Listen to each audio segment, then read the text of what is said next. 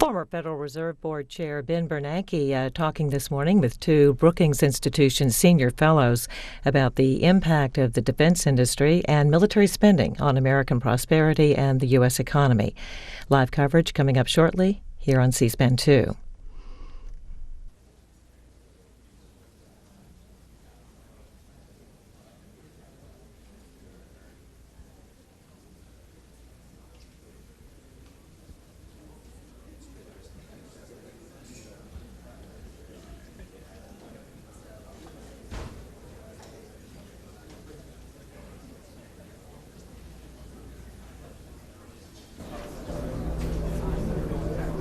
Start in a minute. I think it's still 10:20 minutes.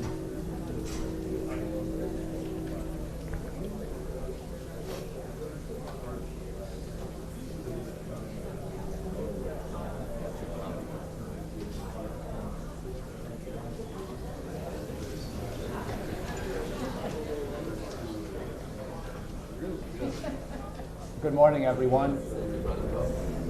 Good morning. Welcome to this Brookings event. Good morning. I'm Mike O'Hanlon from the Foreign Policy Program at Brookings. I'm joined by my colleagues Ben Bernanke and Mark Muro. Ben is with the Economic Studies Program and the Hutchins Center. Mark is with our Metropolitan Studies Program. And we're here to talk today about defense and the defense sector more generally and its effects on the U.S. economy and vice versa.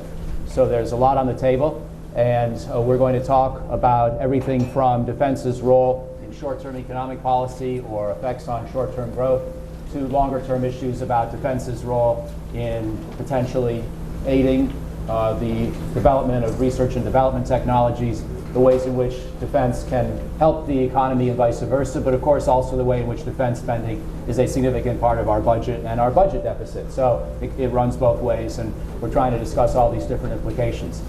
My job this morning as moderator is first to frame a couple of the broad considerations here before introducing Ben and Mark and then asking each of them a few questions. We'll spend about half the time doing that and then go to you for your questions. I think you all know, beyond the broad interest in this question, the importance of the subject right now. Congress is soon to return home to Washington and to face the question of how to avert a potential sequester or even a shutdown. And defense and debates over defense spending are a part of that conversation, to be sure. We're all watching presidential candidates, and for those of you who are watching a lot of C-SPAN these days, this is not the Iowa State Fair. And none of us at present are running for president, although perhaps one of us should be. But we are going to still talk about defense's role in broader economic strategy and broader national competitiveness in an era when we all know these issues have been first and front and foremost in voters' minds, as they should be. Let me, before I introduce Ben and Mark, and then go to some questions for each of them, let me just say a couple more words to put defense spending in perspective. And I'm going to try not to overdo the statistics, speaking here out loud without a lot of visual props and therefore not wanting to drown you in numbers. But I think a couple of them would be useful. And as you probably know, some of you, defense is now representing, the defense sector is representing a little less than 3.5% of our gross domestic product. So just under 3.5%. That's a downward slope from about 4.5% at the very end of the Bush years, early Obama years, when the wars were at their peak. And we're headed downward now towards perhaps 3% of gross domestic product at the very end of the Obama presidency. And projections would have it decline further thereafter, although who knows what the world will bring, what the next president and Congress will bring. By historical standards, this is a modest burden on the U.S. economy, certainly compared to anything in the World War II or post-World War II era. In the Clinton years, we were also around 3%, but in the Reagan years, we had been up closer to 6% of GDP, defense as a fraction of overall national economic activity. And in much of the 1950s and 60s, the figure was often 8% to 10%. So that's just one way to put it in perspective. But also, of course, defense spending is still very big. It's still almost $600 billion a year. It's still about 15% of the federal budget. That's much reduced from earlier periods, but it's still a large fraction of the overall budget, to be clear and to be sure. And therefore, this is certainly one of the main ways in which the federal government interacts with the broader economy. So if we just frame things in those terms, I think you begin to get a sense of the importance of this sector. A few more statistics, and then for the real show here. Even though defense is only a little more than 3% of national GDP, it can be a lot more in certain parts of the country. And that's certainly one of the things that I know Mark is going to talk about, and I'll say why his interests have taken him in those directions in just a moment. But we're just across the river from Virginia. Virginia has the highest defense concentration or dependency of any state. 13% of Virginia's gross state output is defense spending of one sort or another. By the way, when I say defense in this context, I'm including the intelligence community, and I'm including also the nuclear weapons activities of the Department of Energy, not including Veterans Affairs, not including Homeland Security, just to be very clear on definitions, although you can certainly bring those subjects into discussion if you wish a little bit later on. Here in D.C. and in Maryland, defense is more like 6% of state or local economic output. So it's substantial. Another way to look at it is in terms of defense's role in high technology, in promoting manufacturing, research, and development. And again, here the defense sector is a bigger share of the national economy than that 3% of GDP number would imply. So for example, in national manufacturing, military procurement's about $100 billion a year. National manufacturing output's around $2 trillion, so it's 5% of national manufacturing output, and a lot more in certain sectors like aerospace, space launch, some others that we'll talk about today. One last way of looking at it, research and development.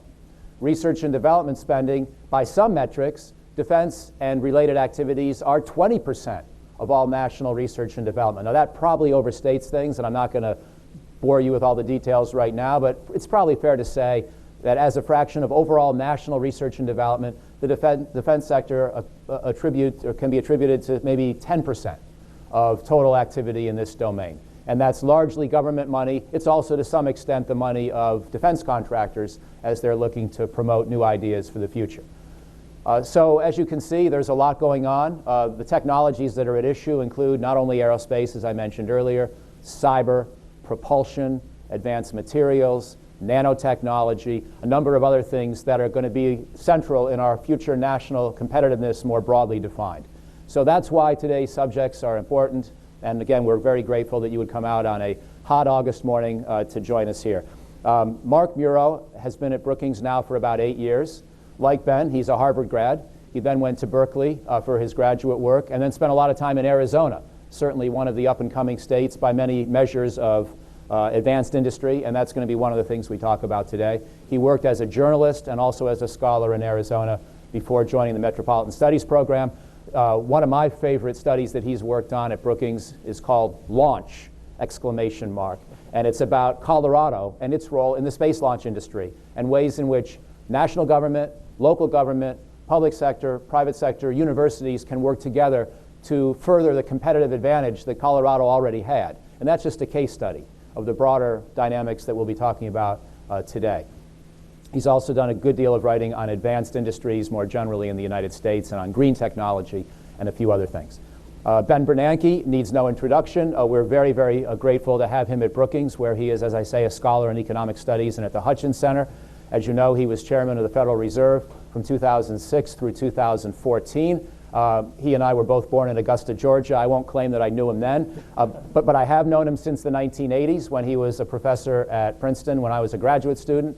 Let me just say he was one of the most supportive, collegial, and encouraging professors back then, and his personality has not changed in the slightest despite the fame that he's accumulated since that time.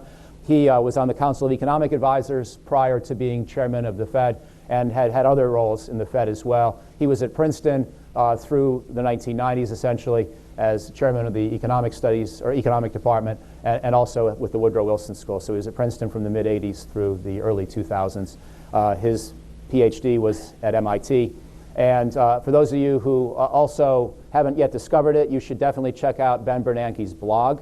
It is one of the most entertaining and sometimes even tricks you into learning some macroeconomics along the way. So I was reading the other day his views on whether Alexander Hamilton should be taken off the $10 bill.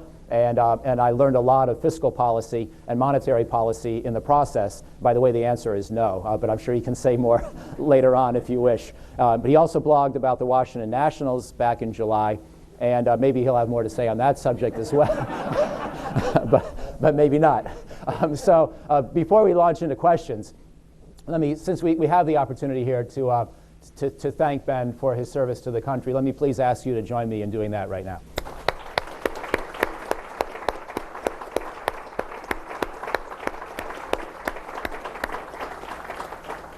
And I'm going to begin with him. Let me say, this is not a sneak preview of his book, The Courage to Act, which will be, I think, his fourth or fifth book. He wrote economics textbooks at Princeton. He also wrote essays on the Great Depression when he was a professor in an earlier period and working with the Fed. And so this book will come out on October 4th, and it will be, I'm sure, much acclaimed and much watched, but there will be different events about that. Today is not one of them. Today, Ben, I'd like to begin by, first of all, thanking you again for joining us with this discussion and asking you initially, just how do you think about the size of the defense budget and the appropriateness from an economics perspective? Well, thanks, Mike, and thanks for inviting me to speak on this important topic today. We have known each other for a long time, not in Augusta. I was a lot older than you. But at Princeton, and I've followed Mike's work ever since then. I always found him to be one of the most thoughtful and balanced writers about national defense. Also, full disclosure, obviously I'm not a defense expert. I am an economist, though, and I hope to be able to bring that perspective to help us understand the role of the military and defense in the U.S. economy. You asked about the size of the military, and you cited before a whole bunch of numbers, the total spending. Obviously, those numbers are important for thinking about the amount of resources that are being used in the national defense. But I guess I want to start by being anti-economic and saying that those dollar figures are not necessarily a very good measure of capabilities and potentialities. One number, just to take the opportunity, one number that bothers me a lot is the journalistic tendency to say, well, the United States spends more than the rest of our potential competitors combined, therefore we are militarily secure. And I think that's obviously a mistake from a lot of ways. We have different goals, different needs. But in particular, there's the problem of making comparisons across countries using exchange rates to try to evaluate qualitative differences. So if I'm comparing the living standards of the United States and China, I don't want to look simply at exchange rate adjusted GDP per person. Instead, I want to do what economists call a purchasing power parity comparison, which means that I want to take into account that labor is much cheaper in China. Therefore, haircuts, for example, which may be, who knows, of equal quality to those you get in Washington, in China are much cheaper and contribute much less to the GDP. But nevertheless, any attempt to compare the standard of living of the United States and China needs to take into account those differences in costs. And the same thing applies to the military. And the comparison of labor costs between the U.S. and China is a good case in point. We did a little bit of work before the session to try to figure out the relevant numbers. And what best we could find, Peter Olson, my research assistant, and I worked on this a little bit, best we could find is that the U.S. military calculates that we spend about $110,000 for each active military member. We're talking now about pay and benefits. We're not talking about training. We're not talking about equipment. We're just talking about sort of the personnel costs. We spend about $90,000 per person for each civilian member of the defense effort. In comparison, the per worker, an urban worker in China earns about $9,000 a year. And so I don't know exactly what the Chinese personnel costs are, but they're obviously a lot less than $110,000. So this is an example of how just looking at dollar figures or renminbi figures can be deceptive. This is something, by the way, this is something that the defense industry, that defense specialists, I think, understand. The Pentagon and the State Department do calculate PPP comparisons, and you find in that case, for example, that under PPP comparisons, instead of being 45% of world military spending, U.S. military spending is more like a third of global spending. So these comparisons are important. Ultimately, I think we should understand, and I'm the right person to say this, that economics can only take us so far. In the end, in thinking about the size of the military and our resource expenditures, we need to think about our foreign policy goals, the threats we might face, the capacities we need to develop, and ultimately, of course, the long-run budget constraints that we ultimately do face. But this is just a small pitch for thinking about things in purchasing power parity terms and in more utilitarian terms rather than simply in dollar functions. So that's, I think, an important initial point to make. Thank you. And we'll come back to the defense budget relative to the broader government budget and its fiscal drain a little bit later. But let me ask you first about something that you had to deal with in the last 5-6 years, which is defense spending coming down at a time when you were trying to, along with other policymakers, figure out a way to get the United States out of recession. How are those two dynamics linked? Did defense cuts complicate your task? How much did they affect the way you looked at the problem? Well, so defense spending, military spending is connected to growth through a number of different mechanisms. And you're thinking specifically of what you would call the Keynesian demand side mechanism. How much does spending on military functions, how much does it affect the total demand in the economy? And in particularly a situation where you have unemployment, high unemployment or recession, standard textbook macroeconomics says that increased spending will increase activity by adding to the demand for goods and services. Generally speaking, I think it's best to keep the military preparedness goals separate from these short-run cyclical considerations. Not to say they're not sometimes important. The most obvious example was, of course, World War II, where this enormous national effort in World War II brought the U.S. economy out of the Great Depression and had an enormous impact on total output, and it lasted even beyond the war. A more negative example would be the 1960s, when the Vietnam effort contributed to the overheating of the U.S. economy and led to the inflation, in part, that we saw in the 1970s. So it can be important, but there's no sense necessarily in which that the changes in defense spending will be, the move in the direction that you would want from a purely cyclical point of view. Recently, military spending is now a much smaller share of GDP than it was obviously in the 40s or certainly in the 60s. And so the effects are much smaller, but they were mildly negative, I think, in the last few years.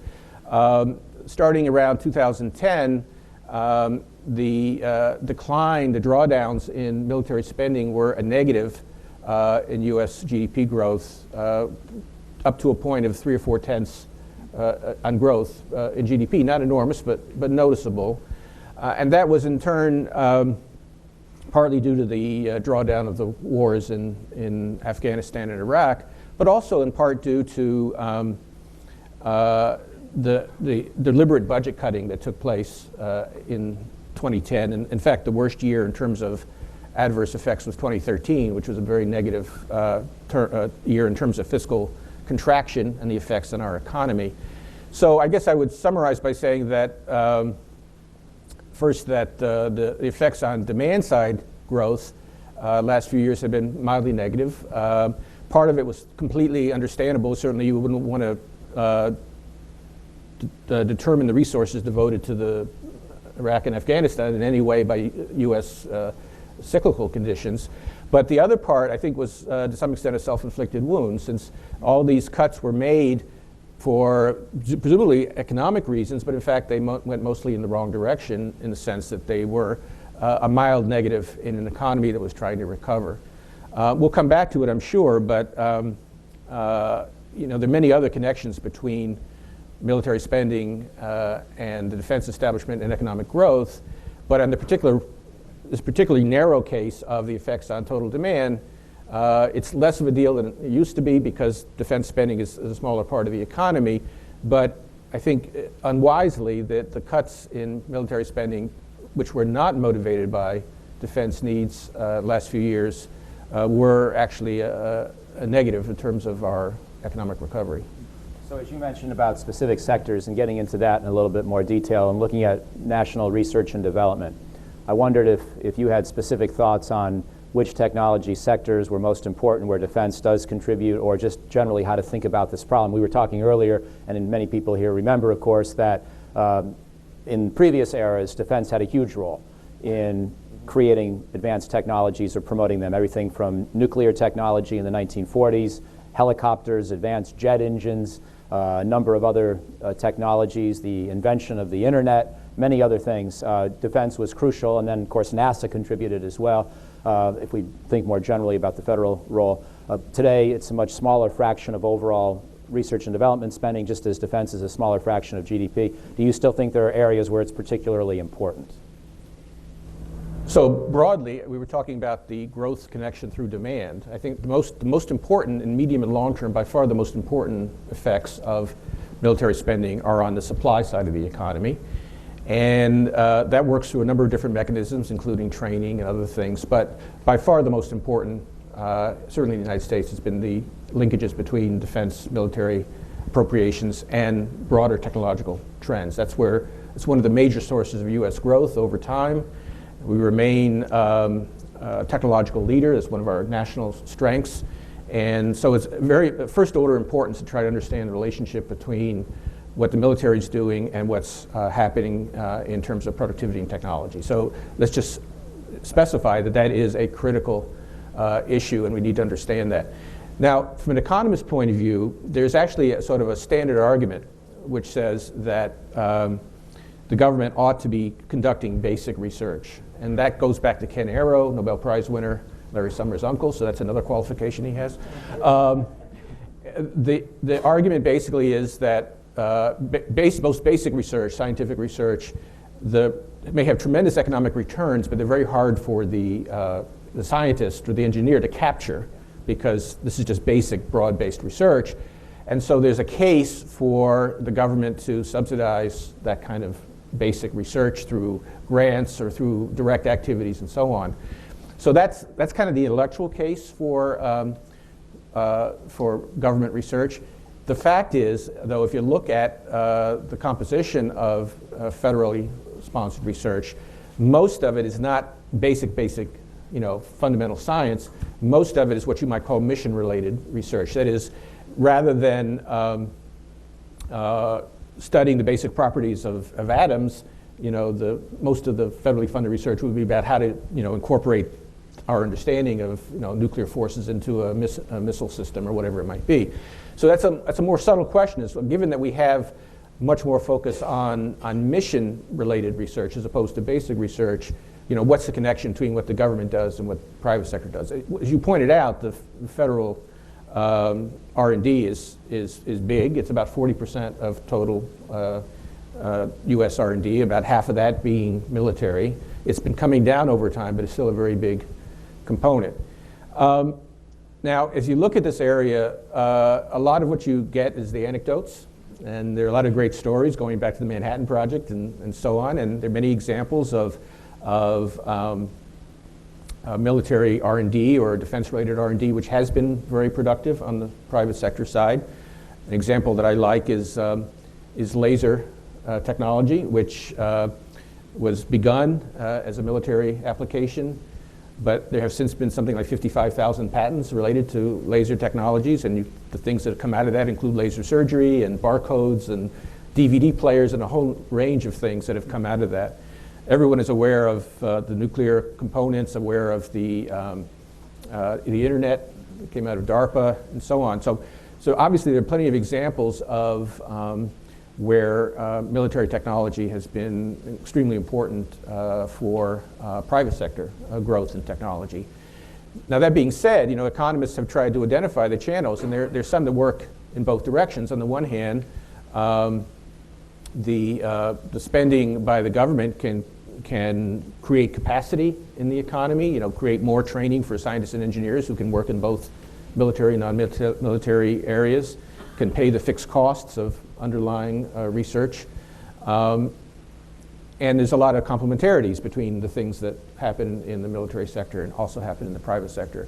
On the other hand, you can think of ways in which military research is counterproductive. For example, a lot of it is secretive for classified reasons that it can't be shared easily with the private sector. In some cases, it uses up scarce resources, specific scientific resources, and obviously if they're used up by the military, they're not available for the private sector. So it goes in both ways, but the studies, I think a fair summary would be that the studies that have looked at the empirical relationship between R&D spending at on the military and R&D spending outside show a positive relationship. The complements are probably somewhat stronger than the substitute effect. So every dollar of extra military R&D not only does not displace a dollar of private sector R&D, it probably adds 20 or 30 cents of extra private sector R&D because of the things that are learned in the military application. So I think that if you want to make a case that U.S. military preparedness and spending have made a positive impact on U.S. growth, it would probably be through the R&D linkages and spillovers, which seem to be positive and seem to have been beneficial. So I think that's an important finding and one that probably argues, in a sense, particularly for more basic research, which, again, the economic case is very strong. But finally, just to wrap up on this, I think, though, that whenever you talk about the effect of some government spending program, you always have to ask yourself, what's the counterfactual? So instead of spending money on, specifically on military purposes, if the same money were spent on basic science, that would probably be a better strategy. But all else equal, you know, the evidence does seem to be that military R&D spending has had positive spillovers on private sector spending. So a related subject, manufacturing, and obviously closely linked in with research and development. But I wanted to ask your thoughts on the defense sector's role in national manufacturing. As we all know, and please correct me if I'm summarizing incorrectly, but U.S. manufacturing output has been on a small upswing lately, partly due to the shale energy revolution and improved competitiveness. But over time, certainly the number of manufacturing jobs has gone way down, largely because of robotics and automation. But we've been concerned, throughout our adult lives about declining American competitiveness in some industries, and Mark writes on that too. So to what extent does defense play into this? Does it help counter that trend? Is it only going to be helpful in certain specific areas like aerospace? How do you think about defense's role in shoring up the American manufacturing base? Well, it's important to understand why manufacturing jobs are going down, and you touched on it with the robotics comment that you made. The share of U.S. output that is manufacturing is actually not changed all that much over time. We remain a very big manufacturing economy and exporter, but the number of manufacturing jobs has gone down a lot because manufacturing productivity has grown so quickly that essentially it takes far fewer workers to build an automobile today than it did 20 years ago or 40 years ago. And as a result, with a lot of implications, the number of particularly lower skilled manufacturing jobs has been greatly reduced. If you think about the relationship of that to defense, other than, of course, the fact that defense is indeed a major industry and one that in some sense has to be onshore, or at least most of it has to be onshore, I think that it's important to understand, again, that what's happening to U.S. manufacturing is not in some sense that it's being gutted out. What's happening instead is that we are increasing productivity, which lowers the number of jobs that are created, and also moving up the value-added chain. So we don't make a lot of simple manufactured goods anymore. We make more sophisticated machine tools and specialized equipment and so on.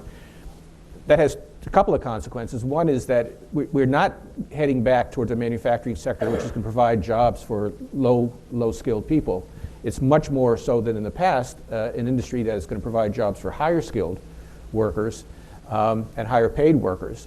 What that means is that the relationship between defense and U.S. manufacturing is probably mostly a complementary one, but for the same reasons I was talking about in terms of R&D, that to the extent that defense manufacturing leads to more sophisticated products and technological advance, it's going to probably support U.S. manufacturing more broadly to some extent, but it's not going to take us back to the world of the 1950s when you had, assembly lines with hundreds of workers, building a car.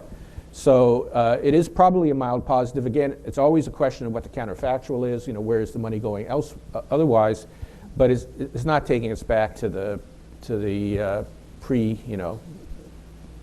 pre-technological revolution days of much more labor-intensive manufacturing. And that leads naturally into the broader question about defense's role in the labor market. And we were talking about that earlier as well. You just touched on the half concerning manufacturing and production of equipment. There's obviously also the direct employees of the Department of Defense. And as again, most people in this room will know, but a quick reminder, they're in three broad categories. They're about 1.4 million active duty full-time uniformed personnel, a little bit less than that right now. Or about 1.4 million. There are almost 800,000 full-time civilians employed by the Department of Defense, full-time government workers, but not in uniform. And then there's about 900 and some thousand in the broader reserve component of the U.S. military, part-time soldiers, sailors, airmen, airwomen, and Marines. So those three categories together represent a couple percent of the U.S. workforce. And then, of course, there's the manufacturing side of things. How do you think about defense's role in the labor market? Well, we're used to thinking of job creation as a good thing, which of course it is, but you want to avoid sort of the mindset of your congressman who wants to have a base in his district, right? Because the creation of jobs through expenditure by the government, it's creating jobs, yes, but the output of those workers is in some sense is not contributing to the standards of living. It's contributing to a different set of outcomes. So clearly, the fact that we have whatever 1.4 million active duty soldiers is, in some sense, a cost to our economy. I mean, their services are being obviously they're important. I'm not in any way saying there's too many or too few, but their services are being used for defense purposes and are not obviously contributing to the private economy. And so we shouldn't be confused into saying, oh, the more people we employ in the military, the better. Obviously, on the one hand, you're creating jobs, but on the other hand, the output of those jobs are not contributing to private sector standards of living. So it is a real cost that we have to bear the fiscal and economic burden of a large military. Maybe good reasons for it, but it's a cost, not a benefit. But a related question, though, one that I think is really important, it goes back to this issue about the linkages between defense spending and R&D, is when you see the Army ads on television, it's kind of like, come in the Army, we'll train you to be a computer scientist or something, and you go out and and so there's an important question, one that economists have looked at in great detail, is to what extent does Army or military experience add to the training and skills of those workers, so that when they go back to the private sector, do they bring with them skills and earning potential that they otherwise would not have had? And if to the extent that that's the case for individuals, that's a bit of an offset for the fact that their services were not available to the private sector while they were in the military. Now, there have been a lot of really interesting studies of this, and of course, as in economics, nothing is ever finally settled. But the evidence appears to be, though, that there really is not an advantage. I mean, if you go into the military at age 18 versus an identical person who stays in the private sector and takes a private sector job, 10 years later, if you leave the military, your skills and wages are probably not going to be quite as high on average as the private sector person.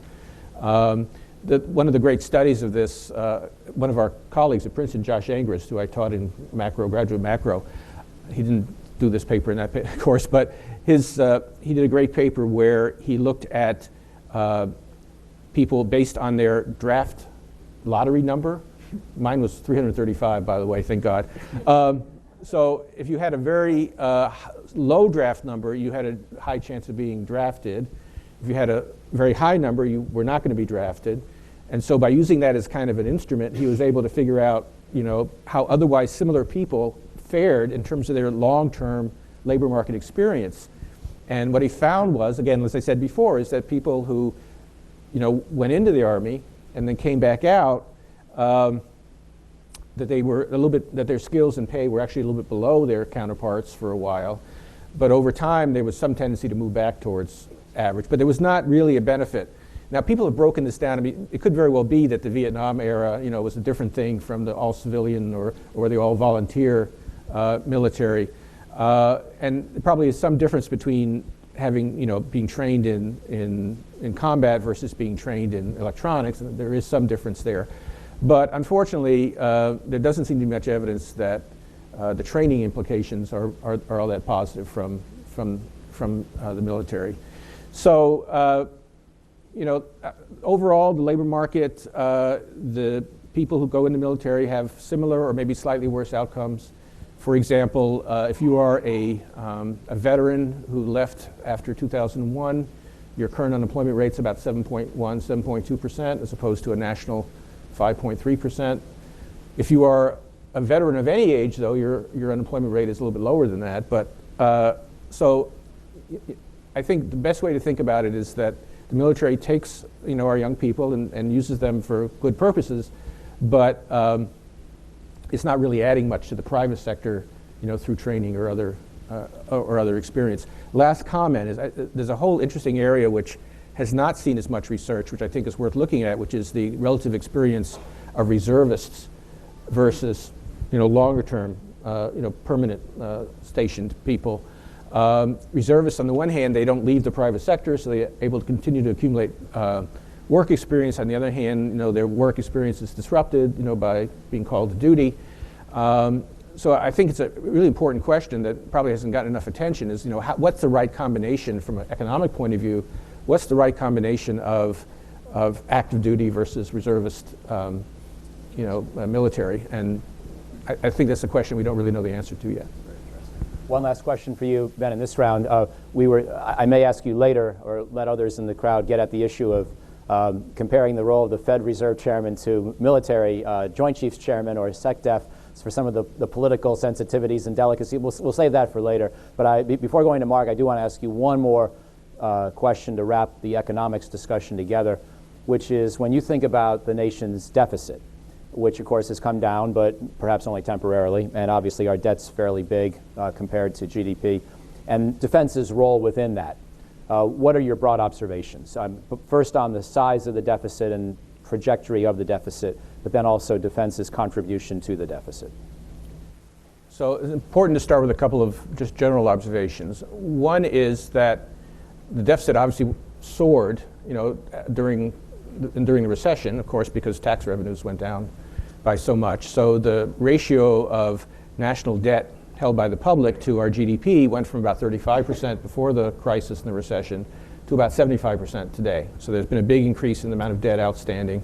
And that has long-run implications for our ability to service any kind of government-provided expenditures, including, of course, military.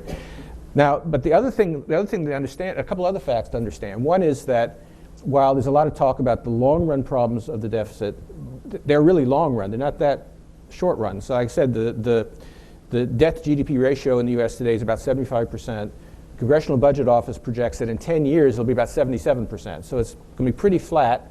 Next few years, deficits are down now to about 2.5% of GDP, which is pretty low. So we're not looking at a big increase in the deficit over the next 10 years or so. Beyond that time, then the Congressional Budget Office has deficits and debt increasing more significantly. And the answer to that question, why that's the case, I think one of the great aphorisms about the federal government is the federal government is basically an insurance company with an army. And it's the insurance part that is the costly part for us because the projections of big increases in deficits 10, 20 years down the road are mostly tied to the healthcare costs, Medicare, Medicaid, and are based on the projection that healthcare costs will continue to rise at the rapid rate we've seen over the last 20, 30 years. That turns out to be the key issue in terms of long-run deficit planning. If healthcare costs do not grow so quickly, and recently there's been a little bit of good news on that front, then deficits will not be a problem, within our lifetime anyway, Mike. So, if that healthcare issues continue to be severe, then that's going to be a constraint on long-term ability of the government to provide various services. But I think the bottom line to draw from this is that it was wrong. It was a mistake that with the sequestration, those things, that there were these inefficiencies. There was these steps taken to correct the deficit in the very short run that probably had long-run costs in terms of preparedness, in terms of canceling systems that were midway, and that sort of thing. So I would just conclude by saying that there's nothing in our deficit prospect that should make us distort our defense planning in the near term, and we should be making our decisions based on medium-term considerations, based on what makes the most sense in terms of efficiency for achieving our objectives.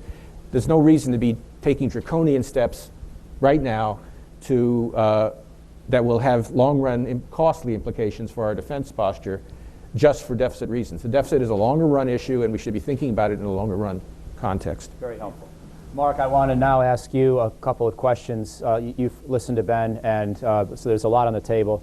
And I just wanted to ask you to reflect and react, but also specifically to, again, bring back your interest and focus on advanced industry and on some key geographic sectors in the United States where some of the kind of partnerships you've written about may involve defense as a player. Just how would you interpret some of these same questions, especially on the issues of research and development, advanced industry, and manufacturing? Absolutely. And thanks, Mike, for having me.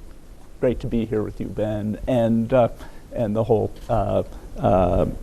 foreign policy and economic studies teams.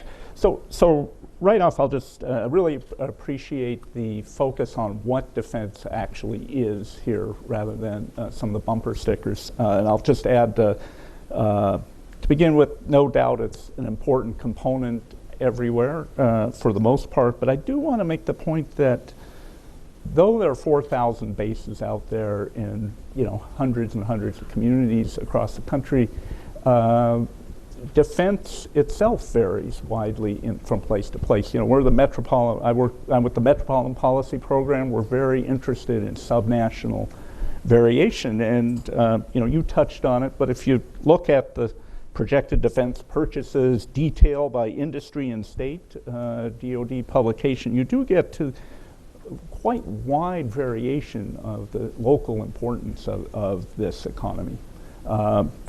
I think you touched on this a little bit. We don't think where defense doesn't matter very much too often, but in fact, New York, Oregon, Minnesota, Michigan, West Virginia, it's less than 1% of state GDP. So, and then, as you alluded to, Virginia, Hawaii, Maine, Mississippi, DC, Alabama, Kentucky, Alaska, 6 to 6.5%. So a significant local importance. So we're having a conversation, we need to have multiple conversations when we talk about economic impact. And it's not a uniform, it's not flat across space, it's spiky, it's hugely important in a short list of places, massively crucial anchor in certain places like Virginia, for instance, or Kentucky, Colorado. So many places absolutely right to be thinking about, very concerned about the local economic impacts, but many places not so much. But I'm less worried about these aspects of the economy, the defense economy, than the extent to which U.S. military expenditures, in the absence of systematic thinking about our economic base, remain the nation's main driver, or a significant driver has been suggested of high-value industrial activity, especially technology innovation. I think while these effects may be declining over time, we're talking about a 70, 80, 90-year history of investment and experimentation that has left us with a critical set of industries so that we need to think about. And what I'm going to argue here is that we need, as we think about the size of the military posture, consider the rest of our economic strategy to ensure that we protect and build these industries. So, my group here at Brookings has identified what we call the nation's advanced industries, 50 high R&D, high STEM, STEM-intensive industries that inordinately anchor the economy. That's not just a claim. These inordinately drive patenting, inordinately drive innovation, productivity growth, exports, and so on. So they really are only about 10% of the economy in terms of employment, but a significant driver of our global prosperity. so ranging from aerospace, semiconductors, medical device manufacturer, but also, so those manufacturing side, but a number of energy initiatives, renewables, fracking is critical here, and then high-tech services like computer services design, computer systems design. So the point here, though, is these reflect decades of productive interaction between the military and the private sector, including those secret pieces, including inadvertent spillovers of knowledge. They reflect decades of strategic capacity building, maybe inefficient, maybe not, and then decades of directed DoD procurement. So I'm looking at a different channel of reaction. And I'll go further. In the absence of a consistent, urgent, non-military industry strategy, such as many of our competitors, whether it's Germany, South Korea, or China, have had, defense expenditures have functioned as something of a stealth industrial policy.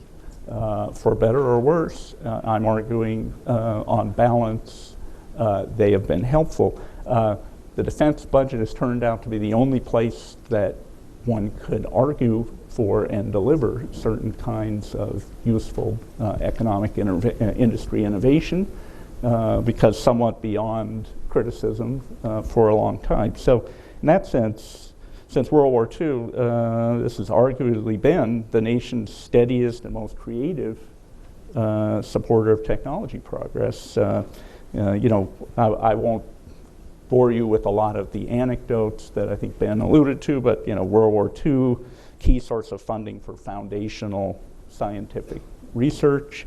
Manhattan Project created the National Lab System, arguably one of our most important distributed networks of a core piece of the innovation system. DARPA, with its experiments in new formats of blue sky inventive thinking, establishing in many respects the startup as an idea, promoting decentralized network innovation, sophisticated kind of initiative that is, I think, not just in its spending or its science, led to structural approaches, structural innovations, and clearly recent heavy investments in emerging fields, whether it's computer science, material science, solid state,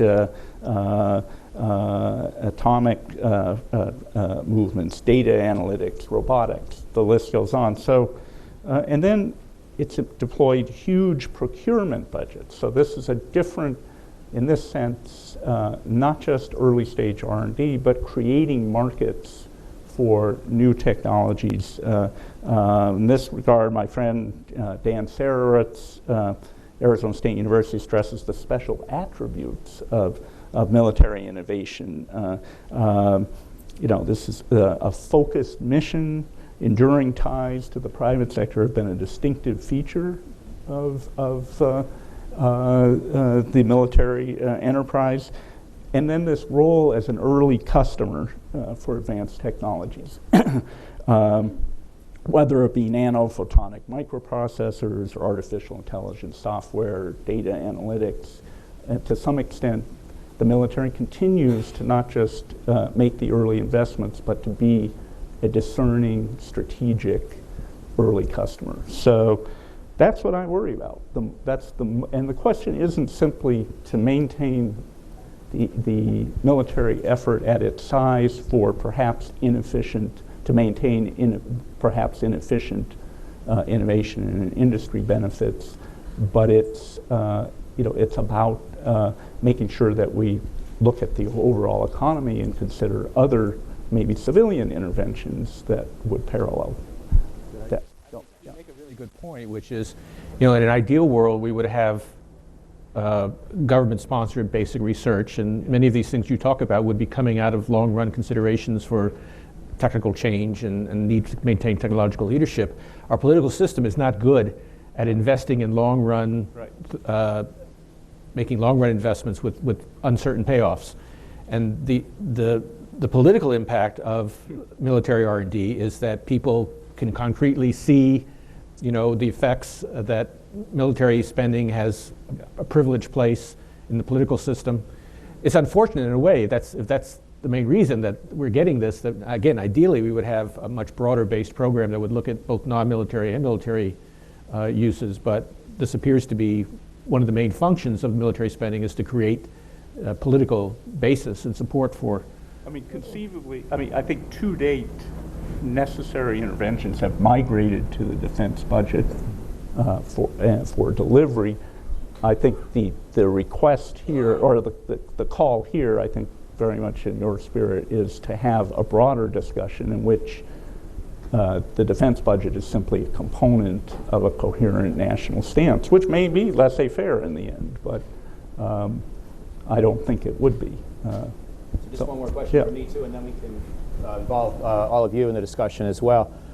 As I hear you, Mark, and building on what Ben just asked, it sounds like you're impressed by the ways in which the defense sector has contributed to national economic growth, but also aware of at least two limitations. One, defense is coming down as a percent of national resources, and therefore it's not going to be as adequate as it might have been. And secondly, we just need a better civilian strategy to complement, as Ben was saying, because I've read your reports on advanced industry, and you're not that happy about where we stand internationally and competitively right now. So am I correct in hearing that what you'd like to see is sustain solid support in some sense for defense, not throw away the baby with the bathwater, keep that part, but complement it with a stronger civilian strategy? I think from a defense economy point of view, I'm somewhat agnostic. The question is, are we going to maintain an economic posture or an economic stance that clearly centrally will have a public-private collaborative element? And this is not an argument for heavy-handed industrial policy, but it is about a degree of public investment, public creativity and experimentation in partnership with the private sector. Let me ask just one follow-up to maybe give a couple of the highlights of what you wrote about in regard to Colorado as a case study, and then maybe Ben has a follow-up, and if not, we'll go to all of you. But I would just think that to make this concrete, you could maybe tell a little bit about what's in that excellent report from, I guess, now 2 years ago? Yeah. Please. Well, we came on the scene there at a time of consternation, late 2011, concern about looming discussion of sequestration, and found regional economic development officials, various military leaders, and progressive Democratic governor John Hickenlooper very concerned about threats to a front-range complex of bases that harbored significant high-end data, missile preparedness, communications capabilities that had yielded or created along the front range, a extremely real exemplar of the kind of side effect economies that can grow up in regional ecosystems around these kinds of complexes. And in this case, were built up not for economic reasons, but had yielded, a major aerospace, space defense complex that had begun to move towards new commercial applications, and in some cases had begun to evolve away from government contracting already. So we arrived, looked at this, surveyed especially the aerospace piece, and recommended acceleration wherever possible of the move off the dole and into the commercial space location, where they have companies that are delivering Earth observation technologies that you all are using on your cell phones when you use Google Maps, for instance. Major companies where services being hung off of technology and launch capability were allowing significant commercial growth. So a strategy emerged there. This is a state that, it wants to make sure that it continues that evolution, wants to protect the base, but also move into commercial applications, a kind of diversification strategy. And I would just hold this up as an example, I think, of another factor, which is going to be the kind of responses of subnational actors around this huge federal activity. This is a state that created an industry champion to both watch the military budget, but also work to build networking among various space-related industries. Wound up creating a $200 million accelerator program for supporting small startups in the space. So I think this is another factor that we're going to see is subnational response to changing divisions of labor, and in this sense, quite productive, I think, and may represent the first glimpse of a kind of new division of labor as the defense budget shrinks. When you look at regional development, though, there's always the question of how much of the motivation is basically, zero-sum game type, where parts of the country are looking for additional federal funding, ultimately at the expense of all the taxpayers. So certainly, given the interest of local politicians, it's got to be part of what's going on. At the same time, I'm not really trying to disagree with what you're saying, because technological change and innovation are ultimately local events and involve networking among different groups, private sector, universities, defense, and so on. So it has to happen somewhere. So I think I agree with you that this is just an example of the positive spillovers of defense spending, R&D. But again, as we try to evaluate these types of projects, we have to take into account sort of the regional benefits vis-a-vis the national benefits. Not always the same. I find healthiest there, in fact, the desire to diversify in the movement, to identify commercial adjacent opportunities. Clearly there's a dimension of defending the base that is legitimate, I think, or expectable, but I think the accent in Colorado seems to be on diversification, and we see this all across the in many of these places with 6% plus shares of the economy in defense are looking at it that way, I think. Excellent. Well, let's go to you. Please wait for a microphone. We'll go up here, a woman in the green shirt first, and maybe we'll do a little bit of this third row. Just for a second. And please identify yourself, and please just ask one question if you could, so we make sure we have enough time. Thank you so much. Jennifer Chen, reporter with Shenzhen Media Group, one of TV network in China. I have questions with to Mr. Bernanke. So do you think it's about renminbi's devaluation. So do you think China's move to devalue its currency is going to exacerbate the U.S. trade deficit? And is there any negative impact to U.S. economy? And will it lead to the Fed to raise the interest rates? Also, do you think the floating of the exchange rate of renminbi will do any help for it to join the SDR? Thank you so much. Give the floor to Ben. I'm going to say one thing I should have said sooner about ground rules, which is that I'm going to try to protect my colleague in any question he doesn't want to answer because it's not directly pertinent to today's topic, and/or it might be relevant to his book launch. We're going to give him the right to defer. But having said that, well, you're confusing me with the chairman of the Fed. I would just say that in some sense, what China is doing is what we've asked them to do, which is to let more market forces play a role in determining the value of the currency. And we're seeing the Chinese currency appreciated very considerably because of its being tied to the dollar, and that put pressure on Chinese economy. So this is a liberalization that is actually moving in the direction of more market determination of the exchange rate, which is something that the U.S. has actually asked for a long time. Next question here. Same row, please. Liam Nye, Penn State University. Mark, in your findings, what impact have universities had on the overall growth of the economies in these high-tech industries such as aerospace? And what have you found is the best way to leverage the skills and talent at universities to contribute to the national defense and overall economic growth? Yeah, great question.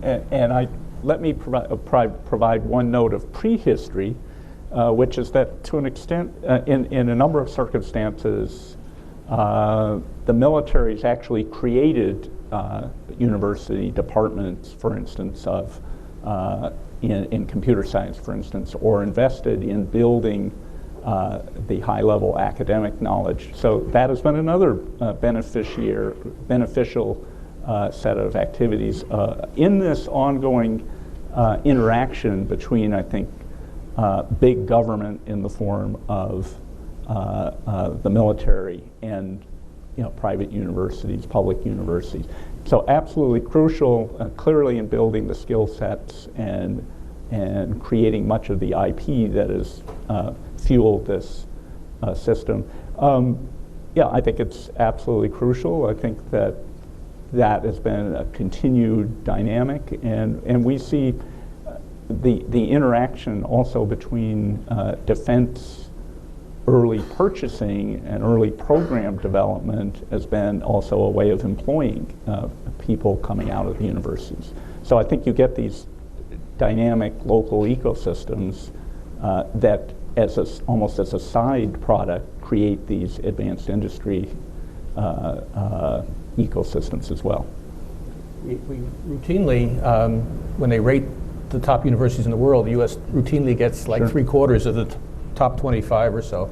It's a huge national asset that we need to make sure we're making best use of. And we've become, by the way, we've become much better at interacting between universities and the private sector and government. That's become a much more efficient process in the United States, and that's something we should take advantage of. I think the military history has been important in working out those patterns, and and I think that's now becoming a standard way of operating. Stay in the third row for one then. I'll diversify. Thank you so much. I'm Yasser Al-Fakharani, ICFJ fellow. My question to Mr. Ben.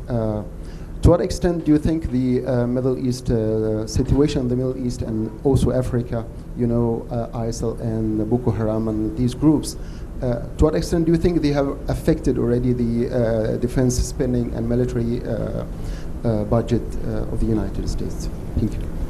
Well, I'm going to ask you to jump in on this, Mike, because Mike's done great work on trying to evaluate specific threats and specific objectives of the military and pointing out that you need different types of capacities for different situations. Yeah. I mean, one of the things, and I'm speaking totally as an amateur here, but one of the obvious things about warfare in the last few decades is how little of it is sort of between large national armies and how much of it is sort of asymmetric warfare of various kinds, dealing with lack of information and embedded guerrillas and all those sorts of things. And obviously, there was a story this morning about how the U.S. is beginning to use much more drone monitoring, for example. So the set of technologies that you're using and the set of military strategies obviously has to adapt to the nature of the challenge, and we're seeing a lot of change there. Mike? I'll add 2 points. One of them on economics, so I may need to be corrected here in a moment, but the economics observation is if you had told me 20 years ago, 30 years ago, you could have this much turmoil in the Middle East and oil prices would have taken a dive and sustained that, I would have been flummoxed. And I would have said, well, Professor Bernanke, what is it about your course that I didn't study? There's something going on here that I did not know how to predict. So that's one observation, which obviously we know some of the answers, but I'm still stunned that this could be true. But secondly, I'm also somewhat surprised that so far we really haven't changed our defense posture very much. So the defense budget cuts have continued. The drawdown in the force has continued, very modestly in the size of the force, but it's still been in the downward direction. And certainly General Odierno, who retired last week as Army Chief of Staff, lamented to some extent the degree to which the Army is suffering the brunt of these reductions, and that hasn't changed in official planning since the rise of ISIL. I think your question was primarily about the last year to 2 years and the dynamics we've seen. So that would be a second point. My third and final point is, however, pushing somewhat in the other direction, is that I would expect, Rand Paul and Bernie Sanders notwithstanding, that most of the political energy in the next year and a quarter in the presidential election is going to be to push to the right in defense terms, and that we will see major candidates of both parties advocating at least modest increases in defense spending, recognizing that threats have gone up a bit, and we haven't even talked about Russia and Ukraine.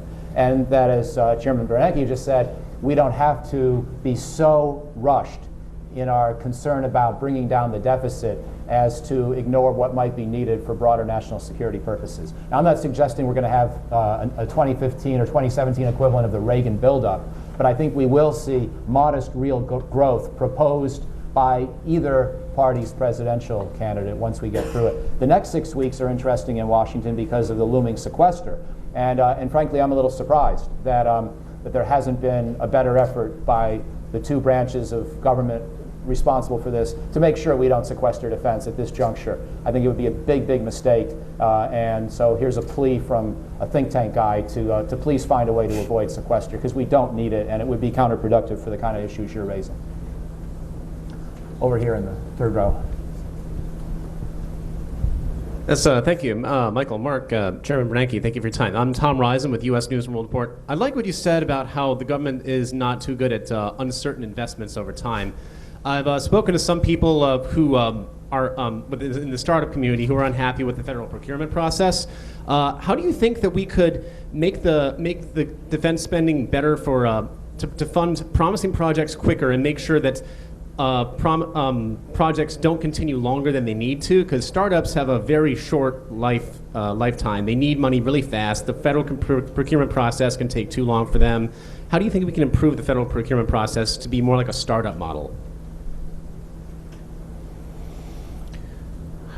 I think, I don't really know the answer to the question, but I will say, I will try to answer the following. You were asking me before about the linkage, the parallels between the Defense Department and the Federal Reserve, and one of them, if I may, is that the Fed is also engaged in a technically complex activity with long-run implications, same as the Pentagon in that respect. And the way the Fed has managed its relationship with Congress is that, at least ideally, the Fed is what's called instrument independent, which means that it gets to make the decisions about how its objectives are met. However, the Congress sets the objectives. Congress ideally does not interfere, for example, in interest rate policy directly, but it says, well, we're charging you, the Fed, with achieving maximum employment and price stability. And so the Fed has to explain how it's going to achieve those objectives, but it uses its technical knowledge and its long-term perspective to achieve that. Now, we can't use the same model I don't want to pretend that you can use the same model for defense. The objectives are much more complicated, they're much more harder to evaluate, there's much less short-run feedback from defense. So you can't really say to the Pentagon, here, we want you to defend America, and you decide how to do it. We can't do that, obviously. But I think you could move in the direction of Congress and its oversight bodies specifying the particular objectives and goals and capacities that it wants the military to have, and giving more scope to either the military itself or impartial commissions or other groups to sort of make some of those decisions, so that you're not having politically determined base locations and politically determined procurement decisions and those things. I'm not naive enough to think we're going to get all the way there, but we could move in the direction, like the Base Closing Commission is a good example of having more independent objective analysis that is then subject to sort of an up or down vote or a single decision by the Congress. And so in what you're describing, again, if there was more flexibility to the military planners to meet their objectives, subject to fiscal constraints and so on, that there would be more opportunity for them to have that flexibility that otherwise too much intervention in those decisions is blocking. I'd just jump in. First, there are hints in the fact that these are mission-oriented agencies that may provide a hint towards where this could go, with much more focus on actual delivered capabilities, I think, such as Ben is talking about. I would also note that within the defense corpus, there have been successful experiments, sometimes famous ones. For instance, DARPA, more recently InQtel, that the CIA's kind of venture effort that actually do this, that have short applications, quick grant cycles, and are built on speed, and in fact have wound up influencing other agencies and the private sector even. So I think so much has been spent, so much has been attempted in the military history, then that's to some extent the answers are within the military system as well, you know. And I'll add a word here as well. You know, it's a complex subject, and the answer is going to vary in a way from what type of technology you're talking about one to another. We had an event on acquisition reform for the Department of Defense at Brookings in April, and Frank Kendall spoke. He's the Undersecretary of Defense for Acquisition. And I asked him, how well do you think we're doing in acquisition? Now, he's got an incentive to say we're doing okay. On the other hand, he's put out 3 successive better buying power roadmaps for how we can improve, and he's trying to energize the case for reform. But he basically said, I think we're sort of a B+, because look at it this way, whenever we go to war, we got the best stuff in the world. But then after him, we had Bill Lynn come up on stage, and I asked Bill the same question. Bill had been the Deputy Secretary of Defense, also in the Obama administration. So they're teammates in some broader sense. But Bill now runs a small company, Finmeccanica, the U.S. arm of the Italian aerospace company. And Bill said, I think we're pretty good at the big stuff, like Secretary Kendall said. And the cost overruns and the delays are sometimes, you know, unfortunate, but you produce a great system in the end. But we're bad at anything that's touched by Moore's Law, anything concerning electronics. So the very kinds of things that are on your mind when you're asking that question, those specific technologies is where Bill thinks we need to find better ways. And there already is legal code that allows you to use some commercial procurement practices, but we don't do it very often. The military services tend to get very conservative in these kind of situations. So anyway, there's a million dimensions to the problem and a million answers, but I would just begin by saying some parts of the problem are more serious than others. The overall system is not fundamentally broken. There are parts of it that are broken, in my judgment. Way over here on the far side, please.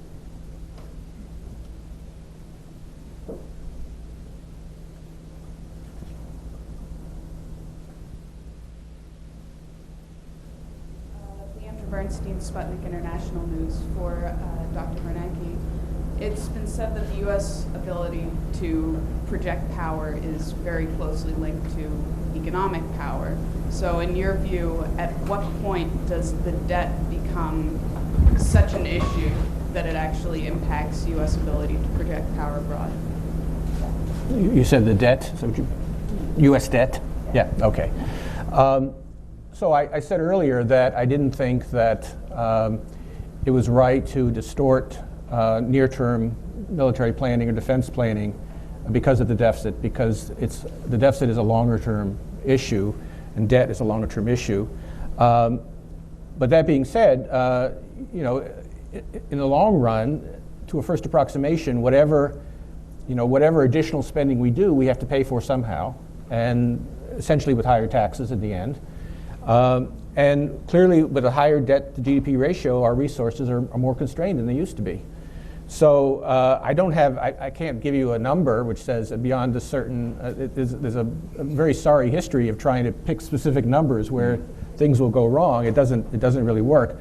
But I certainly didn't mean to imply that in the end, we don't have to think about our long-run national capacity and our resources.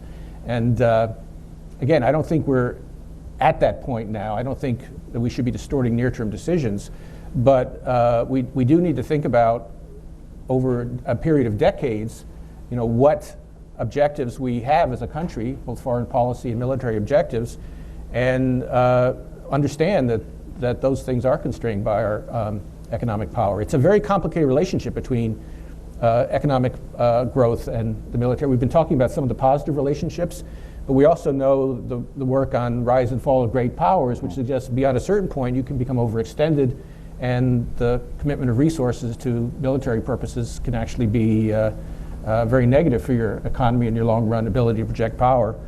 So what I'm trying to say is, short run, I think we're fine, but over the longer term, we do have to think about the resource constraints in our economy and make sure that we're not undertaking commitments globally, militarily, that our economy can't sustain in the long term.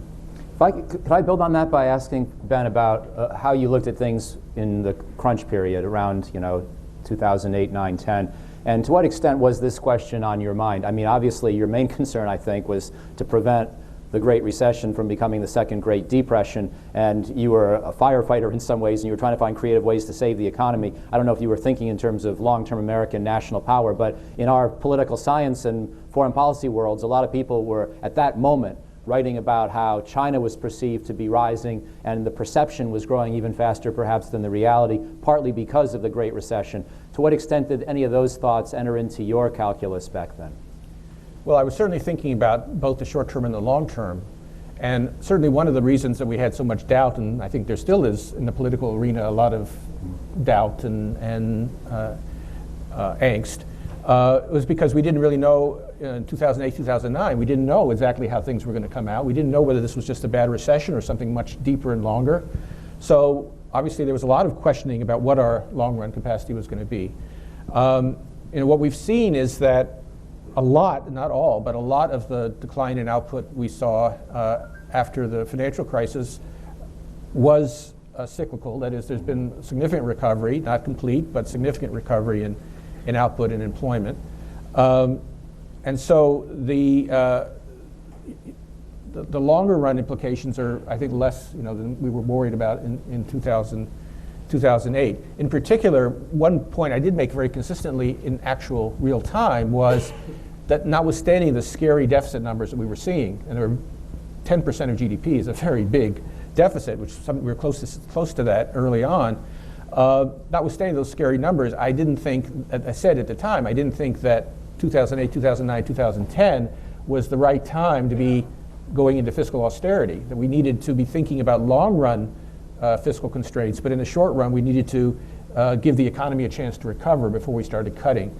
And so in the short run, my advice to Congress at the time was, let's let the economy recover, let's not go into austerity mode yet, but obviously we need, at the same time that we're thinking about recovery and the contribution of fiscal policy to recovery, we also need to be thinking about the long-run constraints that we're facing, and that's the right trade-off, I thought, at the time. Right.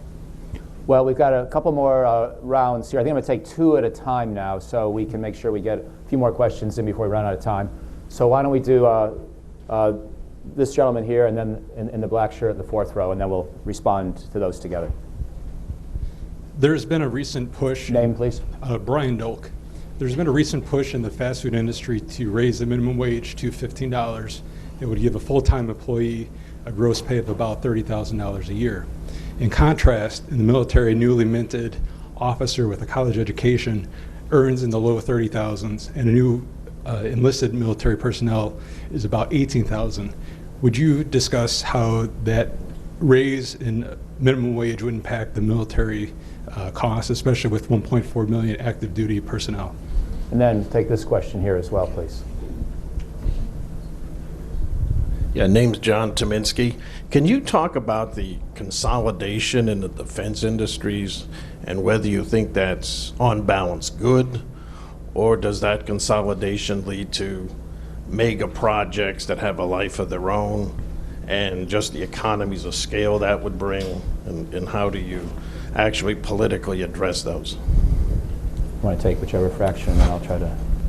Well, on the minimum wage, how much that minimum wage constrains demand for labor depends a lot on the local conditions. I mean, wages are different in different parts of the country. In some parts of the country, that wouldn't be very far from what low-paid workers do get. Other parts of the country, that would be very high and probably would squeeze some workers out of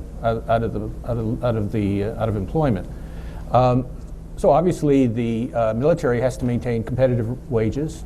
I haven't done the study. I can't give you the exact numbers, but my impression is that military pay is pretty competitive, that the military is able to attract, on average, pretty good quality recruits and relatively skilled workers. So I would turn to my colleagues on this one, but it's not my impression at this point that labor market constraints are preventing the military from meeting its needs, and I don't think that some increase in minimum wage, whatever the benefits or costs of that, and I'm not going to address that broader question, I don't think that would be a major concern, and of course, if necessary, the military can make adjustments. Right, I think that's right.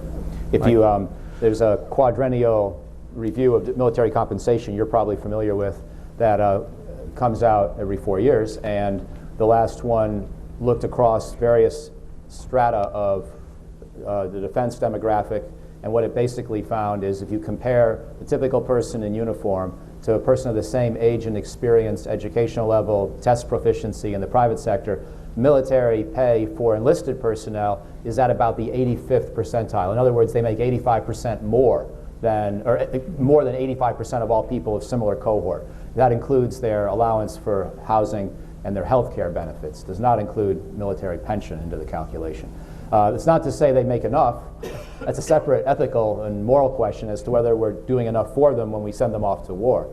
But in terms of how we're handling the labor market, so far, it's been okay. But you raise a good point. Hypothetically, if we go to a higher minimum wage and the economic recovery that Chairman Bernanke and others have engendered continues, you may have some recruiting issues that in recent years we really haven't. So we have to keep our eye on that very carefully. Do you want to try the defense industry consolidation question, or Mark? Mark, that's Mark's question. Great. I could say that one thing, we've certainly seen that, again, there will be a calculus between places, and you'll see consolidation into certain places that'll, at a geographical level, that will profit from this, and others not. But I think the larger question is the structure of the economies and industry that exists to deliver, mission critical products. And I think, the question is about maintaining sufficient competitiveness, I think. And there has been a lot of consolidation already, I think Mike can talk about, but the question is, what is the right spot? Yeah, I think it's sector by sector. We're down to 5 or 6 major shipyards. That's probably okay, but it's not 5 or 6 separate independent companies. We've got basically 2 companies making fighter jets, 2 companies making fighter jet engines. There's a single consolidated production line now, or a single effort associated with nuclear-propelled submarines and aircraft carriers. Some of the work is shared across 2 different shipyards in 2 different states. So sector by sector, we usually have a couple. But that's not true in every domain. And we've got a big decision looming in coming weeks or months, which is about the long-range bomber. And as you probably know, there are 2 main competitors, and Boeing and Lockheed are involved in one, and Northrop in the other. Boeing and Lockheed are the 2 companies making a lot of fighter jets still today, and making other kinds of aircraft as well. Northrop Grumman makes a lot of drones, but their fate as a future manned aerospace company probably hinges to a large extent in the balance of who wins this competition. How would we feel if we lost Northrop, hypothetically, in that space? I would be somewhat concerned. So I think that's the kind of place where you go from 2 to 1 or even 3 to 2, where you've got to ask yourself hard questions. And maybe you are willing to pay a little bit of a premium in terms of having 2 separate production lines to retain the independent design and production capabilities if you can find a reasonably economical way to do it. Now, with aircraft carriers, we don't do that because it's just too much. So there's only one place we build them in Virginia, and that's it for the country. And we just have to hope that Newport News Shipbuilding continues to deliver well. But I have to say they do deliver well, but the new carrier costs 2.5 times what the old carrier does, and I'm a little troubled by that trend. So this is where you do worry about losing some competition. And I think your question's right on the money. The problem is there's no perfect answer. And as we continue to have defense budgets stay about the same or shrink a little, and the average cost per weapon keeps going up because of high technology, you're going to have more and more of these decisions to make. So the next one is the long-range strike bomber. And again, I'm still sorting through the economics and the national security dimensions of that. Let's go in the back here next to the camera, please. Yes, hi. Creighton Jones, Future Science Foundation. So my question is, getting back to this topic of bridging the relationship between the defense and the civilian economy. What do you think of the prospects of, while maintaining the inputs that we get from defense and R&D and manufacturing, bringing more of that, the final expenditure of that activity domestically, such as through expanding the role of the Army Corps of Engineers in terms of size and scope, or creating programs for returning soldiers to engage in actual nation-building types of activity, such that you sort of start to close that cycle of input and output, but actually the final product is expended here in the United States itself. Close in particular the multi-trillion-dollar infrastructure gap that we currently have. Let's take one more question before we go to responses here. So, we'll go in the back. Gentleman in the tie with his hand up. Here comes a microphone. I appreciate all your comments so far. I noticed the principle of draconian measures in case the budget balance gets to be a very serious issue with the GDP, which may occur. I wonder, there's a problem with the sequester, as we heard following that's a problem. Now, what to do? In 1939, FDR was faced with a problem with Britain and the situation in Europe, and they told Britain, we'll give you what you want, but this principle is cash and carry. By January 41, they were out of money, and we moved into Lend-Lease. Currently, we just merely provide a great deal of weapons to countries and don't charge them a thing. I wonder how long can this keep up? Is this the right way to proceed? Why don't we take one last question and make it the final round, and then we'll maybe divvy things up one by one. Sir, here in the white shirt. Yes, hi, Graham Vise with Inside Sources. You had spoke earlier about the sort of implications of all of this for labor and for workers. You talked about, the debates over how much the training actually benefits workers, and I'm just curious, as you look sort of long term and you consider the maybe cutbacks or maybe future increases in the defense budget and defense spending, what other sort of implications does that have for workers, for the sort of quality of jobs for low-skilled folks, for the higher-skilled folks, and then maybe, talking about different metro areas, what are the sort of differences in different parts of the country in terms of that issue? If you like, I can try to begin with the first two questions and then pass you guys to conclude with whatever their comments. Go for it. So on the first two questions, very fair points, but I would point out that in broad terms, we're already doing pretty well by the standards that you identified. In other words, American defense manufacturing is largely an export-oriented sector.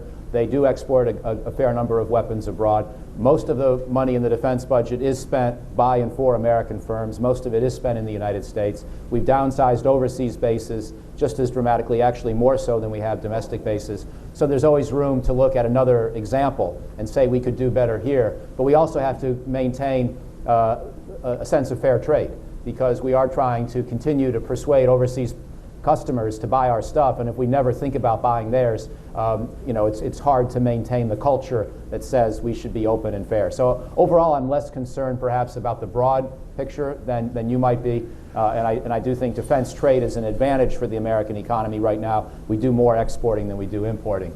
And on this issue, sir, related question of where we're giving away weapons, there are some good debates to be had, but they only concern 3 or 4 important countries, 3 or 4 big chunks of money.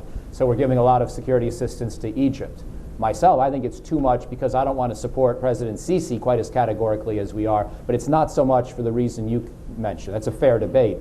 And then we have, of course, Afghanistan, where we essentially fund their army and police, and we're going to have to keep doing that for a number of years.